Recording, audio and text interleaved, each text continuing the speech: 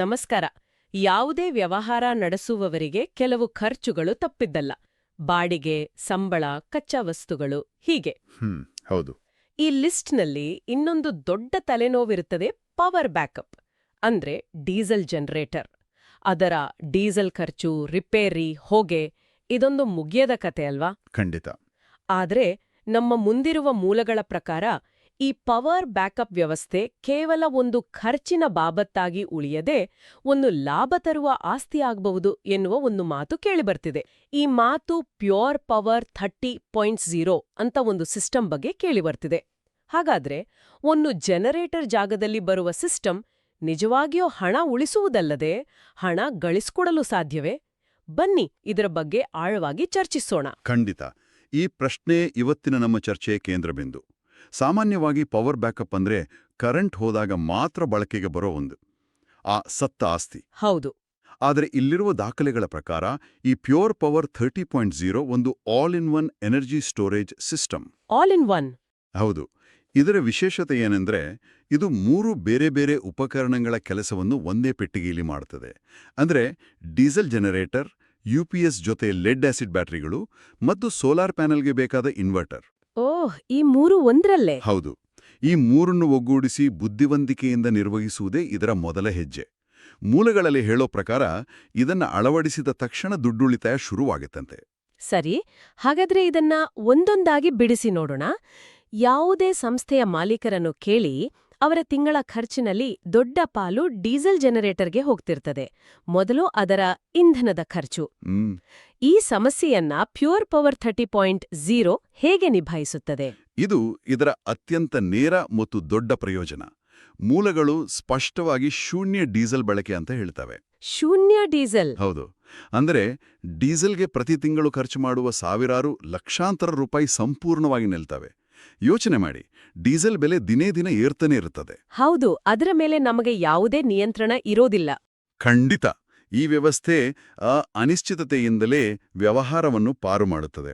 ಅಷ್ಟೇ ಅಲ್ಲ, ಡೀಸೆಲ್ ತಂದು ಹಾಕುವುದು, ಅದನ್ನು ಸುರಕ್ಷಿತವಾಗಿ ಸಂಗ್ರಹಿಸುವುದು ಮತ್ತು ಕೆಲವು ಕಡೆ ಆಗುವ ಕಳ್ಳತನದಂತಹ ಸಮಸ್ಯೆಗಳೂ ಇರುವುದಿಲ್ಲ. ಇವೆಲ್ಲವೂ ಪರೋಕ್ಷವಾಗಿ ಉಳಿಸುವ ಹಣ. ಡೀಸೆಲ್ ಖರ್ಚು ಇಲ್ಲ ಅಂದ್ಮೇಲೆ ಮನಸ್ಸಿಗೆ ಬರುವ ಮುಂದಿನ ಪ್ರಶ್ನೆಯೇ ಜನರೇಟರ್ನ ಇನ್ನೊಂದು ದೊಡ್ಡ ತಲೆನೋವು, ಅದರ ಸರ್ವಿಸ್. ಪ್ರತಿ ತಿಂಗಳು ಮೆಕ್ಯಾನಿಕ್ಗೆ ಫೋನ್ ಮಾಡುವುದು, ಆಯಿಲ್ ಬದಲಿಸುವುದು, ಫಿಲ್ಟರ್ ಕ್ಲೀನ್ ಮಾಡಿಸುವುದು, ಆ ಕಥೇನೂ ಇಲ್ಲಿ? ಅತ್ಯುತ್ತಮ ಪ್ರಶ್ನೆ. ಇಲ್ಲಿಯೇ ಇದರ ಎರಡನೇ ಪ್ರಮುಖ ಅಂಶ ಅಡಗಿದೆ. ಮೂಲಗಳು ಇದನ್ನು ಶೂನ್ಯ ನಿರ್ವಹಣಾ ವೆಚ್ಚ ಅಂತ ಗುರುತಿಸುತ್ತವೆ. ಶೂನ್ಯ ನಿರ್ವಹಣಾ ವೆಚ್ಚ? ಹೌದು. ಏಕೆಂದ್ರೆ ಸಾಂಪ್ರದಾಯಿಕ ಡೀಸೆಲ್ ಜನರೇಟರ್ ಒಂದು ಇಂಜಿನ್ ಇದ್ದ ಹಾಗೆ. ಅದರಲ್ಲಿ ಪಿಸ್ಟನ್, ಕನೆಕ್ಟಿಂಗ್ ರಾಡ್ ಹೀಗೆ ನೂರಾರು ಚಲಿಸುವ ಭಾಗಗಳಿರುತ್ತವೆ. ಘರ್ಷಣೆ ಇರುತ್ತದೆ, ಸವೆತ ಇರುತ್ತದೆ. ಅದಕ್ಕಾಗಿಯೇ ನಿಯಮಿತವಾಗಿ ಸರ್ವಿಸ್ ಮಾಡಿಸಲೇಬೇಕು. ಖಂಡಿತ. ಆಯಿಲ್, ಕೂಲೆಂಟ್ ಬದಲಾವಣೆ, ಫಿಲ್ಟರ್ ಬದಲಿ ಇದೆಲ್ಲ ಸಮಯ ಮತ್ತು ಹಣ ಎರಡನ್ನೂ ತಿನ್ನುತ್ತದೆ. ಆದರೆ ಪ್ಯೂರ್ ಪವರ್ 30.0 ಒಂದು ಸಾಲಿಡ್ ಸ್ಟೇಟ್ ಡಿವೈಸ್. ಅಂದ್ರೆ ಇದರಲ್ಲಿ ಯಾವುದೇ ಚಲಿಸುವ ಭಾಗಗಳೇ ಇಲ್ಲ. ಹಾಗಾಗಿ ಈ ಎಲ್ಲ ನಿರ್ವಹಣಾ ವೆಚ್ಚಗಳು ಇಲ್ಲವಾಗುತ್ತವೆ. ಒಂದು ನಿಮಿಷ, ಶೂನ್ಯ ನಿರ್ವಹಣೆ ಅನ್ನೋದು ಕೇಳುವುದಕ್ಕೆ ಚೆನ್ನಾಗಿದೆ, ಆದ್ರೆ ಇದು ಸ್ವಲ್ಪ ಜಾಸ್ತಿ ಆಯ್ತು ಅನಿಸುತ್ತಿಲ್ಲವೇ? ಏನೂ ಇಲ್ಲವೆಂದರೂ ಅದರ ಸಾಫ್ಟ್ವೇರ್ ಅಪ್ಡೇಟ್ ಮಾಡಬೇಕಾಗ್ಬೋದು, ಅಥವಾ ಏನಾದ್ರೂ ತೊಂದರೆ ಬಂದ್ರೆ? ನಿಮ್ಮ ಸಂಶಯ ನ್ಯಾಯಬದ್ಧವಾದದ್ದು. ಶೂನ್ಯ ನಿರ್ವಹಣೆ ಅಂದರೆ ಡೀಸೆಲ್ ಜನರೇಟರ್ಗೆ ಹೋಲಿಸಿದರೆ ಮಾಲೀಕರು ಮಾಡಬೇಕಾದ ದೈಹಿಕ ನಿರ್ವಹಣೆ ಇಲ್ಲ ಅಂತ. ಆಯಿಲ್ ಬದಲಿಸುವುದು, ಫಿಲ್ಟರ್ ಕ್ಲೀನ್ ಮಾಡುವಂಥ ಕೆಲಸಗಳು ಇರುವುದಿಲ್ಲ. ಓ, ಹಾಗೆ? ಹೌದು. ಇದು ಒಂದು ಸ್ಮಾರ್ಟ್ ಡಿವೈಸ್ ಆಗಿರುವುದರಿಂದ ಸಾಫ್ಟ್ವೇರ್ ಅಪ್ಡೇಟ್ಗಳು ಇರಬಹುದು, ಆದರೆ ಅವು ಹೆಚ್ಚಾಗಿ ರಿಮೋಟ್ ಆಗಿ ನಡೆಯುತ್ತವೆ. ಇನ್ನು ತೊಂದರೆ ಬಂದ್ರೆ ಕಂಪನಿಯ ಸೇವಾ ಜಾಲ ಇರ್ತದೆ. ಆದರೆ ಮುಖ್ಯವಾದ ವಿಷಯವೆಂದರೆ ಪ್ರತಿ ತಿಂಗಳು ತಪ್ಪದೆ ಮಾಡಲೇಬೇಕಾದ ಖರ್ಚು ತರುವ ನಿರ್ವಹಣೆಯ ಚಕ್ರದಿಂದ ಮುಕ್ತಿ ಸಿಗುತ್ತದೆ. ಸರಿ, ಡೀಸೆಲ್ ಮತ್ತು ನಿರ್ವಹಣೆಯ ಖರ್ಚು ಹೋಯ್ತು. ಇವು ಕಣ್ಣಿಗೆ ಕಾಣುವ ನೇರವಾದ ಖರ್ಚುಗಳು. ಆದರೆ ವ್ಯವಹಾರಗಳಲ್ಲಿ ಕೆಲವು ಅಡಗಿರುವ ವೆಚ್ಚಗಳಿರುತ್ತವೆ. ಪದೇ ಪದೇ ಬರುವ ಇನ್ನೊಂದು ದೊಡ್ಡ ಖರ್ಚು, ಬ್ಯಾಟರಿ ಬದಲಿ. ಇದರ ಬಗ್ಗೆ ಏನ್ ಹೇಳ್ಬೋದು? ಇದು ಬಹಳ ನಿರ್ಣಾಯಕ ಅಂಶ. ಸಾಂಪ್ರದಾಯಿಕ UPS ವ್ಯವಸ್ಥೆಗಳಲ್ಲಿ ಬಳಸುವ ಲೆಡ್ ಆಸಿಡ್ ಬ್ಯಾಟರಿಗಳ ಬಾಳಿಕೆ ಕೇವಲ 3 ರಿಂದ 5 ವರ್ಷ. ಹೌದು, ಪ್ರತಿ 3 ವರ್ಷಕ್ಕೊಮ್ಮೆ ದೊಡ್ಡ ಖರ್ಚು. ಹೌದು. ಒಂದು ಮಧ್ಯಮ ಗಾತ್ರದ ಕಚೇರಿಗೆ ಬೇಕಾಗುವ ಬ್ಯಾಟರಿ ಸೆಟ್ ಬದಲಾಯಿಸಲು ಲಕ್ಷಾಂತರ ರೂಪಾಯಿ ಖರ್ಚಾಗ್ತದೆ. ಆದರೆ ಪ್ಯೂರ್ ಪವರ್ 30.0ನಲ್ಲಿ 30 ಕಿಲೋವಾಟ್ ಸಾಮರ್ಥ್ಯದ ಲಿಥಿಯಂ ಅಯಾನ್ ಬ್ಯಾಟರಿ ಬಳಸಲಾಗಿದೆ. ಮೂಲಗಳ ಪ್ರಕಾರ ಇದರ ಬಾಳಿಕೆ 10 ವರ್ಷಕ್ಕೂ ಹೆಚ್ಚು. 10 ವರ್ಷ. ಆದ್ರೆ ಲಿಥಿಯಂ ಅಯಾನ್ ಬ್ಯಾಟರಿಗಳ ಆರಂಭಿಕ ಬೆಲೆ ಲೆಡ್ ಆಸಿಡ್ಗೆ ಹೋಲಿಸಿದ್ರೆ ತುಂಬಾ ಹೆಚ್ಚಿರುತ್ತಲ್ವೇ? ಹಾಗಾದ್ರೆ ಈ ಹೂಡಿಕೆ ಎಷ್ಟು ಬೇಗ ವಾಪಸ್ ಬರುತ್ತದೆ? ಹೌದು, ಆರಂಭಿಕ ಹೂಡಿಕೆ ಹೆಚ್ಚಿರುತ್ತದೆ. ಆದರೆ ಇಲ್ಲಿ ನಾವು ಒಟ್ಟು ಮಾಲೀಕತ್ವದ ವೆಚ್ಚವನ್ನು ಅಂದರೆ ಟೋಟಲ್ ಕಾಸ್ಟ್ ಆಫ್ ಓನರ್ಶಿಪ್ ನೋಡಬೇಕು. 10 ವರ್ಷಗಳ ಅವಧಿಯಲ್ಲಿ ಲೆಡ್ ಆಸಿಡ್ ಬ್ಯಾಟರಿಗಳನ್ನು ನೀವು ಕನಿಷ್ಠ 2 ಬಾರಿಯಾದ್ರೂ ಬದಲಾಯಿಸಬೇಕು. ಸರಿ. ಆ 2 ಬಾರಿಯ ಖರ್ಚು, ಅವುಗಳನ್ನು ನಿರ್ವಹಿಸುವ ಜಾಗ ಮತ್ತು ಅವುಗಳ ಕಡಿಮೆ ದಕ್ಷತೆಯನ್ನು ಲೆಕ್ಕ ಹಾಕಿದರೆ ಲಿಥಿಯಂ ಅಯಾನ್ನ ಒಟ್ಟು ವೆಚ್ಚ ದೀರ್ಘಾವಧಿಯಲ್ಲಿ ಕಡಿಮೆಯಾಗುತ್ತೆ. ಹಾಗಾಗಿ ಇದೊಂದು ಖರ್ಚಾಗುವ ವಸ್ತುವಿನ ಬದಲು ಒಂದು ದಶಕಕ್ಕೂ ಹೆಚ್ಚು ಕಾಲ ಸೇವೆ ನೀಡುವ ದೀರ್ಘಕಾಲೀನ ಆಸ್ತಿಯಾಗಿ ಪರಿವರ್ತನೆಯಾಗುತ್ತೆ. ಇದು ಆರ್ಥಿಕ ಯೋಚನೆಯ ದೃಷ್ಟಿಯಿಂದ ಬಹಳ ಮುಖ್ಯವಾದ ಅಂಶ. ಸರಿ, ಮೂಲಗಳಲ್ಲಿ ಶೂನ್ಯ ಡೌನ್ ಟೈಮ್ ಬಗ್ಗೆಯೂ ಹೇಳಲಾಗಿದೆ. ಡೌನ್ ಟೈಮ್ ಅಂದ್ರೆ ಕೇವಲ ವಿದ್ಯುತ್ ಇಲ್ಲದಿರುವ ಸಮಯವಲ್ಲ, ಅದು ಆದಾಯ ನಷ್ಟವಾಗುವ ಸಮಯ. ಇದು ಹೇಗೆ ಸಹಕಾರಿ? ಖಂಡಿತ. ಮೂಲಗಳ ಪ್ರಕಾರ ಪವರ್ ಕಡಿತವಾದಾಗ ಗ್ರಿಡ್ನಿಂದ ಬ್ಯಾಕಪ್ಗೆ ಬದಲಾಗಲು ಈ ವ್ಯವಸ್ಥೆಗೆ ಕೇವಲ 4 ಮಿಲಿಸೆಕೆಂಡ್ ಸಮಯ ಬೇಕು. 4 ಮಿಲಿಸೆಕೆಂಡ್? ಹೌದು. ಈಗ 4 ಮಿಲಿಸೆಕೆಂಡ್ ಅಂದ್ರೆ ಎಷ್ಟು ವೇಗ ಅಂತ ಒಂದು ಹೋಲಿಕೆ ಕೊಡ್ತೀನಿ. ನಾವು ಕಣ್ಣು ಮಿಟುಕಿಸೋದಕ್ಕೆ ಸುಮಾರು 300ರಿಂದ 400 ಮಿಲಿಸೆಕೆಂಡ್ ಬೇಕು. ಓ! ಅಂದ್ರೆ ನಮ್ಮ ಕಣ್ಣು ರೆಪ್ಪೆ ಮುಚ್ಚಿ ತೆಗೆಯುವಷ್ಟರಲ್ಲಿ ಈ ಸಿಸ್ಟಮ್ 75 ಸಾರಿ ಆನ್ ಆಫ್ ಆಗ್ಬೋದು. ನಿಮ್ಮ ಕಚೇರಿಯಲ್ಲಿರುವ ಕಂಪ್ಯೂಟರ್ಗೆ ಗ್ರಿಡ್ಡಿಂದ ಪವರ್ ಹೋಯಿತು ಅಂತ ಗೊತ್ತೇ ಆಗುದಿಲ್ಲ. ವಾವ್! ಅಷ್ಟು ವೇಗವೇ? ಹೌದು. ನನಗೆ ಗೊತ್ತಿರುವ ಒಬ್ಬ ಪ್ರಿಂಟಿಂಗ್ ಪ್ರೆಸ್ ಮಾಲೀಕರು ಹೇಳುತ್ತಿದ್ರು, ದೊಡ್ಡ ಆರ್ಡರ್ ಪ್ರಿಂಟ್ ಆಗುವಾಗ ಅರ್ಧ ಗಂಟೆ ಪವರ್ ಹೋದ್ರೆ ಅವರ ಇಡೀ ದಿನದ ಲಾಭವೇ ಹೋಗುತ್ತಿತ್ತು ಅಂತ. ಹೌದು, ಐಟಿ ಕಂಪನಿಗಳು, ಆಸ್ಪತ್ರೆಗಳ ಕಥೆಯೂ ಹಾಗೆಯೇ. ಅದೇ ರೀತಿ ಐಟಿ ಕಂಪನಿಗಳು, ಡೇಟಾ ಸೆಂಟರ್ಗಳು, ಆಸ್ಪತ್ರೆಗಳು ಅಥವಾ ಸೂಪರ್ ಮಾರ್ಕೆಟ್ಗಳಲ್ಲಿ ಕೆಲವು ನಿಮಿಷಗಳ ವಿದ್ಯುತ್ ಅಡಚಣೆಯು ಲಕ್ಷಾಂತರ ರೂಪಾಯಿ ನಷ್ಟಕ್ಕೆ ಕಾರಣವಾಗಬಹುದು. ಈ ವ್ಯವಸ್ಥೆಯು ಅಂತಹ ದುಬಾರಿ ಕಾರ್ಯಾಚರಣೆಯ ಅಡಚಣೆಗಳನ್ನು ಸಂಪೂರ್ಣವಾಗಿ ತಡೆಯುತ್ತದೆ. ಇದೇ ಶೂನ್ಯ ಡೌನ್ ಟೈಮ್ನಿಂದಾಗೂ ನಿಜವಾದ ಆರ್ಥಿಕ ಲಾಭ. ಇಲ್ಲಿಯವರೆಗೂ ನಾವು ಖರ್ಚು ತಪ್ಪಿಸುವುದರ ಬಗ್ಗೆ, ಅಂದ್ರೆ ಹಣ ಉಳಿತಾಯದ ಬಗ್ಗೆ ಮಾತಾಡಿದೆವು. ಇದು ಚೆನ್ನಾಗಿದೆ. ಡೀಸೆಲ್ ಇಲ್ಲ, ನಿರ್ವಹಣೆ ಇಲ್ಲ, ಬ್ಯಾಟರಿ ಬದಲಾವಣೆಯ ಚಿಂತೆ ಇಲ್ಲ. ಆದ್ರೆ ಮೂಲಗಳ ಪೋಸ್ಟರ್ನಲ್ಲಿ ಲಾಭದ ಕೇಂದ್ರ ಅಂತ ಬರ್ದಿದೆ. ಪ್ರಾಮಾಣಿಕವಾಗಿ ಹೇಳಬೇಕೆಂದ್ರೆ ಅದು ನನಗೆ ಒಂದು ಮಾರ್ಕೆಟಿಂಗ್ ತಂತ್ರದ ಹಾಗೆ ಕಾಣಿಸುತ್ತಿತ್ತು. ಒಂದು ಬ್ಯಾಕಪ್ ಸಿಸ್ಟಮ್ ನಿಜವಾಗ್ಲೂ ಹಣ ಸಂಪಾದಿಸಿಕೊಡ್ಲು ಸಾಧ್ಯವೇ? ನಿಮ್ಮ ಈ ಪ್ರಶ್ನೆಗಾಗಿಯೇ ಕಾಯ್ತಿದ್ದೆ. ಇಲ್ಲಿಂದಲೇ ಈ ತಂತ್ರಜ್ಞಾನದ ನಿಜವಾದ ಶಕ್ತಿ ಬಯಲಾಗುವುದು. ಇದರಲ್ಲಿ 36 kilowatt hybrid solar PV input ಅಳವಡಿಸಲಾಗಿದೆ ಮತ್ತು ಇದರ ಮೆದುಳಿನಂತೆ ಕೆಲಸ ಮಾಡುವುದು ಒಂದು ಸ್ಮಾರ್ಟ್ ಎಐ ಕಂಟ್ರೋಲ್ ವ್ಯವಸ್ಥೆ. Smart AI control? ಹೌದು. ಇದು 2 ಮುಖ್ಯ ಕೆಲಸಗಳನ್ನು ಮಾಡಿ ವ್ಯವಸ್ಥೆಯನ್ನು ಲಾಭದ ಕೇಂದ್ರವಾಗಿ ಪರಿವರ್ತಿಸುತ್ತದೆ. ಮೊದಲನೆಯದು ವಿದ್ಯುತ್ ಬಿಲ್ಲನ್ನು ಬುದ್ಧಿವಂತಿಕೆಯಿಂದ ಕಡಿಮೆ ಮಾಡುವುದು. ಅದನ್ನು ಹೇಗೆ ಮಾಡುತ್ತದೆ? ಈ ಟಿಒಯು ಅನ್ನೋದನ್ನ ಸ್ವಲ್ಪ ವಿವರಿಸಬಹುದಾ?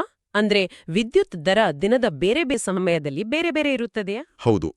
ಅನೇಕ ರಾಜ್ಯಗಳಲ್ಲಿ ಕೈಗಾರಿಕಾ ಮತ್ತು ವಾಣಿಜ್ಯ ಸಂಪರ್ಕಗಳಿಗೆ ಟೈಮ್ ಆಫ್ ಡೇ ಅಥವಾ ಟೈಮ್ ಆಫ್ ಯೂಸ್ ದರ ಅನ್ವಯವಾಗುತ್ತದೆ. ಅಂದರೆ ಬೆಳಗ್ಗೆ ಮತ್ತು ಸಂಜೆ ಎಲ್ಲರೂ ಹೆಚ್ಚು ವಿದ್ಯುತ್ ಬಳಸುವ ಸಮಯದಲ್ಲಿ, ಅಂದರೆ ಪೀಕ್ ಅವರ್ಸ್ ಪ್ರತಿ ಯೂನಿಟ್ ವಿದ್ಯುತ್ ದರ ದುಬಾರಿಯಾಗಿರುತ್ತದೆ. ಓ, ರಾತ್ರಿ ಹೊತ್ತು ಕಡಿಮೆ ಇರುತ್ತೆ. ಸರಿ. ರಾತ್ರಿಯ ಸಮಯದಲ್ಲಿ ದರ ಅಗ್ಗವಾಗಿರುತ್ತದೆ. ಈ ಸ್ಮಾರ್ಟ್ ಸಿಸ್ಟಮ್ ಏನ್ ಮಾಡ್ತದೆ ಅಂದ್ರೆ, ವಿದ್ಯುತ್ ದರ ದುಬಾರಿಯಾದಾಗ ಗ್ರಿಡ್ನಿಂದ ವಿದ್ಯುತ್ ತೆಗೆದುಕೊಳ್ಳುವುದನ್ನು ನಿಲ್ಲಿಸಿ ಸೋಲಾರ್ನಿಂದ ಉತ್ಪತ್ತಿಯಾದ ಅಥವಾ ಬ್ಯಾಟರಿಯಲ್ಲಿ ಅಗ್ಗದ ದರದಲ್ಲಿ ಸಂಗ್ರಹಿಸಿಟ್ಟ ವಿದ್ಯುತ್ತನ್ನು ಬಳಸಿಕೊಳ್ಳುತ್ತದೆ. ಓ, ಹಾಗಾದ್ರೆ ಇದು ಸಕ್ರಿಯವಾಗಿ ವಿದ್ಯುತ್ ವೆಚ್ಚವನ್ನು ನಿರ್ವಹಿಸ್ತದೆ. ಅಂದ್ರೆ ದಿನದ ಯಾವ ಸಮಯದಲ್ಲಿ ವಿದ್ಯುತ್ ದರ ಕಡಿಮೆ ಇರುತ್ತದೆಯೋ ಆಗ ಬ್ಯಾಟರಿಯನ್ನು ಚಾರ್ಜ್ ಮಾಡಿಕೊಂಡು ದರ ಹೆಚ್ಚಾದಾಗ ಆ ಶಕ್ತಿಯನ್ನು ಬಳಸ್ಕೊಳ್ತದೆ. ಇದರಿಂದ ತಿಂಗಳ ವಿದ್ಯುತ್ ಬಿಲ್ ಗಣನೀಯವಾಗಿ ಕಡಿಮೆ ಆಗ್ತದೆ. ಇದು ಮೊದಲನೇ ದಾರಿ. ಇನ್ನು ಎರಡನೇದ್ಯಾವುದು? ಎರಡನೇ ದಾರಿ ಇನ್ನೂ ಹೆಚ್ಚು ಆಸಕ್ತಿದಾಯಕವಾಗಿದೆ. ಅದುವೇ ಹೆಚ್ಚುವರಿ ವಿದ್ಯುತ್ತನ್ನು ಗ್ರಿಡ್ಗೆ ಮರಳಿ ಮಾರಾಟ ಮಾಡುವ ಸಾಮರ್ಥ್ಯ. ಗ್ರಿಡ್ಗೆ ಮಾರಾಟ ಮಾಡುವುದಾ? ಹೌದು. ನಿಮ್ಮಲ್ಲಿ ಅಳವಡಿಸಿರುವ ಸೋಲಾರ್ ಪ್ಯಾನೆಲ್ಗಳು ನಿಮ್ಮ ಸಂಸ್ಥೆಯ ಅಗತ್ಯಕ್ಕಿಂತ ಹೆಚ್ಚು ವಿದ್ಯುತ್ ಉತ್ಪಾದಿಸಿದರೆ ಆ ಹೆಚ್ಚುವರಿ ವಿದ್ಯುತ್ ವ್ಯರ್ಥವಾಗುವುದಿಲ್ಲ. ಈ ವ್ಯವಸ್ಥೆಯು ಅದನ್ನು ವಿದ್ಯುತ್ ಗ್ರಿಡ್ಗೆ ಕಳುಹಿಸುತ್ತದೆ. ಹೀಗೆ ಮಾರಾಟ ಮಾಡಿದ ಪ್ರತಿ ಯೂನಿಟ್ ವಿದ್ಯುತ್ಗೆ ನಿಮ್ಮ ವಿದ್ಯುತ್ ಕಂಪನಿ ನಿಮಗೆ ಹಣ ಪಾವತಿಸುತ್ತದೆ. ಕೊನೆಗೆ ವಿದ್ಯುತ್ ಕಂಪನಿಯಿಂದ ಹಣ ಪಡೆಯುವ ಸಾಧ್ಯತೆ ಇದೆಯಾ? ಇದು ಕೇವಲ ಬಿಲ್ ಕಡಿಮೆ ಮಾಡುವುದಲ್ಲ, ಆದಾಯದ ಮೂಲವೇ ಆಗಬಹುದಾ? ಖಂಡಿತವಾಗಿಯೂ. ಇಲ್ಲಿಯೇ ಈ ವ್ಯವಸ್ಥೆ ಕೇವಲ ಒಂದು ಬ್ಯಾಕಪ್ ಉಪಕರಣವಾಗಿ ಉಳಿಯದೆ ಒಂದು ಸಕ್ರಿಯ ಆರ್ಥಿಕ ಆಸ್ತಿಯಾಗಿ ಬದಲಾಗುವುದು. ನೀವು ವಿದ್ಯುತ್ತನ್ನು ಬಳಸುವ ಗ್ರಾಹಕ ಮಾತ್ರವಲ್ಲ, ವಿದ್ಯುತ್ ಉತ್ಪಾದಿಸಿ ಮಾರುವ ಉತ್ಪಾದಕ ಕೂಡ ಆಗುತ್ತೀರಿ. ಪ್ರೊಸ್ಯೂಮರ್ ಅಂತಾರಲ್ಲ ಹಾಗೆ. ನಿಖರವಾಗಿ ಈ ವ್ಯವಸ್ಥೆ ನಿಮ್ಮ ವ್ಯವಹಾರವನ್ನು ಒಬ್ಬ ಪ್ರೊಸ್ಯೂಮರ್ ಆಗಿ ಪರಿವರ್ತಿಸುತ್ತದೆ. ಇದರ ಜೊತೆಗೆ ಮೂಲಗಳ ಪ್ರಕಾರ ಇದರ ಗರಿಷ್ಠ ದಕ್ಷತೆ 94%. 94%. ಹೌದು. ಒಂದು ಡೀಸೆಲ್ ಜನರೇಟರ್ನ ದಕ್ಷತೆ ಕೇವಲ 30-35% ಇರ್ತದೆ. ಅಂದ್ರೆ ₹100 ಡೀಸೆಲ್ ಹಾಕಿದರೆ ಕೇವಲ ₹35 ಮಾತ್ರ ವಿದ್ಯುತ್ತಾಗಿ ಪರಿವರ್ತನೆ ಆಗುತ್ತದೆ. ಉಳಿದ ₹65 ಶಾಖ ಮತ್ತು ಶಬ್ದದ ರೂಪದಲ್ಲಿ ವ್ಯರ್ಥವಾಗುತ್ತದೆ. ಇಲ್ಲಿ ಆ ನಷ್ಟವೂ ಇಲ್ಲ. ಓ, ಈಗ ನನಗೆ ಸಂಪೂರ್ಣ ಚಿತ್ರಣ ಸಿಗುತ್ತಿದೆ. ಇದು ಕೇವಲ ಪವರ್ ಬ್ಯಾಕಪ್ ಅಲ್ಲ. ಇದು ಒಂದು ರೀತಿ ನಿಮ್ಮದೇ ಸ್ವಂತ ಪುಟ್ಟ ವಿದ್ಯುತ್ ಸ್ಥಾವರ ಮತ್ತು ಪವರ್ ಮಾರ್ಕೆಟ್ ಟ್ರೇಡರ್ ಎಲ್ಲನೂ ಒಂದರಲ್ಲೇ ಇದ್ದ ಹಾಗೆ. ನಿಖರವಾಗಿ ಹೇಳಿದಿರಿ. ಅದೇ ಇದರ ಹಿಂದಿನ ಕಲ್ಪನೆ. ಹಾಗಾದ್ರೆ ಈ ಎಲ್ಲದರ ಅರ್ಥವೇನು? ಚರ್ಚೆಯ ಆರಂಭದಲ್ಲಿ ನಾವು ಒಂದು ಪವರ್ ಸಿಸ್ಟಮ್ ಲಾಭದ ಕೇಂದ್ರವಾಗಬಹುದೇ ಎಂದು ಕೇಳಿದ್ದೆವು. ಈ ಮಾಹಿತಿಗಳನ್ನು ಆಧರಿಸಿ ನೋಡಿದರೆ ಪ್ಯೂರ್ ಪವರ್ 30.0 ಅನ್ನು ಕೇವಲ ತುರ್ತು ಬ್ಯಾಕಪ್ಗಾಗಿ ವಿನ್ಯಾಸಗೊಳಿಸಿಲ್ಲ. ಖಂಡಿತ ಇಲ್ಲ. ಇದೊಂದು ಆಯಕಟ್ಟಿನ ಆರ್ಥಿಕ ಸಾಧನ. ಅಂದರೆ ಡೀಸೆಲ್ ತರಿಸೋ ಚಿಂತೆ ಇಲ್ಲ, ಮೆಕ್ಯಾನಿಕ್ ಕರೆಯೋ ತಲೆನೋವು ಇಲ್ಲ, ಮತ್ತು ಪವರ್ ಹೋದಾಗ ಕೆಲಸ ನಿಲ್ಲುತ್ತೆ ಅನ್ನೋ ಭಯವೂ ಇಲ್ಲ. ಈ 3 ದೊಡ್ಡ ಸಮಸ್ಯೆಗಳಿಗೆ ಒಂದೇ ಪರಿಹಾರ. ಜೊತೆಗೆ ಸ್ಮಾರ್ಟ್ ತಂತ್ರಜ್ಞಾನದ ಮೂಲಕ ವಿದ್ಯುತ್ ಬಿಲ್ ಕಡಿಮೆ ಮಾಡಿ ಹೆಚ್ಚುವರಿ ಶಕ್ತಿಯನ್ನು ಮಾರಾಟ ಮಾಡುವ ಮೂಲಕ ಆದಾಯವೂ ತಂದುಕೊಡುತ್ತದೆ. ಹೌದು. ಇದನ್ನು ಒಂದು ದೊಡ್ಡ ಚಿತ್ರಣದಲ್ಲಿ ನೋಡುವುದಾದರೆ ಇದೊಂದು ಕೇವಲ ಖರೀದಿಯಲ್ಲ, ಬದಲಿಗೆ ಮೊದಲ ದಿನದಿಂದಲೇ ಪ್ರತಿಫಲ ನೀಡಲು ಪ್ರಾರಂಭಿಸುವ ಒಂದು ಬಂಡವಾಳ ಹೂಡಿಕೆ. ಮೂಲಗಳಲ್ಲಿ ಉಲ್ಲೇಖಿಸಿರುವ 000 ಅಡ್ವಾಂಟೇಜ್ ಇದೆಯಲ್ಲ, ಶೂನ್ಯ ಡೀಸೆಲ್, ಶೂನ್ಯ ನಿರ್ವಹಣೆ, ಶೂನ್ಯ ಡೌನ್ ಟೈಮ್. ಹೌದು, ಅದು ಇದರ ಪ್ರಮುಖ ಆರ್ಥಿಕ ಮೌಲ್ಯವನ್ನು ಚೆನ್ನಾಗಿ ಹಿಡಿದಿಡುತ್ತದೆ. ಇದು ಪವರ್ ಬ್ಯಾಕಪ್ ಅನ್ನು ಒಂದು ಅನಿವಾರ್ಯ ವೆಚ್ಚವೆಂಬ ಕಲ್ಪನೆಯನ್ನು ಸಂಪೂರ್ಣವಾಗಿ ಬದಲಿಸಿ ಶುದ್ಧ ಮತ್ತು ಅಡೆತಡೆಯಿಲ್ಲದ ಶಕ್ತಿಯನ್ನು ಖಾತರಿಪಡಿಸುವ ಉನ್ನತ ಕಾರ್ಯಕ್ಷಮತೆಯ ಆಸ್ತಿಯಾಗಿ ರೂಪಿಸುತ್ತದೆ.